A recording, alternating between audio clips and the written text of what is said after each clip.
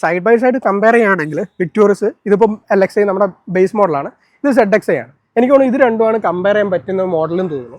കാരണം ഉള്ളിൽ നമുക്ക് ഇൻഫോർടൈൻമെൻറ്റ് കാര്യങ്ങൾ നിങ്ങൾക്ക് അറിയാവുന്നതാണ്, ഞാൻ ഓൾറെഡി കാണിച്ചാണ്. ഒരു 7 ഇഞ്ചിന് ഇൻഫോർടൈൻമെൻറ്റ് ഇട്ടിട്ടുണ്ട്, സെയിം 7 ഇഞ്ച് ഇൻഫോർടൈൻമെൻറ്റ് ഇവിടെയും കിട്ടുന്നുണ്ട്.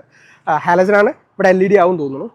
പക്ഷേ ഇവിടെ നമുക്ക് അലോയ് വീൽസ് ഇല്ല. ഇത് 17 ഇഞ്ചാണ്, ഇത് 16 ഇഞ്ചാണ്, ഇത് 17 ഇഞ്ചാണ് വരുന്നത്.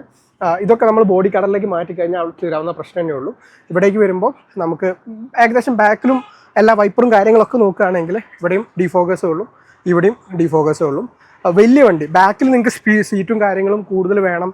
തുറന്നിട്ടുണ്ടോ എന്നറിയില്ല, തുറന്നിട്ടില്ല, ലോക്കാണ്. അപ്പം കൂടുതൽ വേണമെന്നുണ്ടെങ്കിൽ ഡെഫിനറ്റ്ലി ഇതിലേക്ക് പോവാം.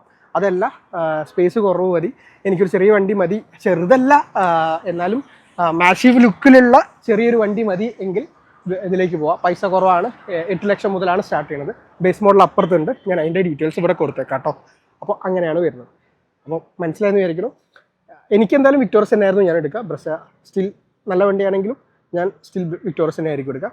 സൈഡ് ബൈ സൈഡ് കമ്പാരിസൺ നിങ്ങൾക്ക് കാണാമല്ലോ, ഇത്ര വ്യത്യാസം കേട്ടോ.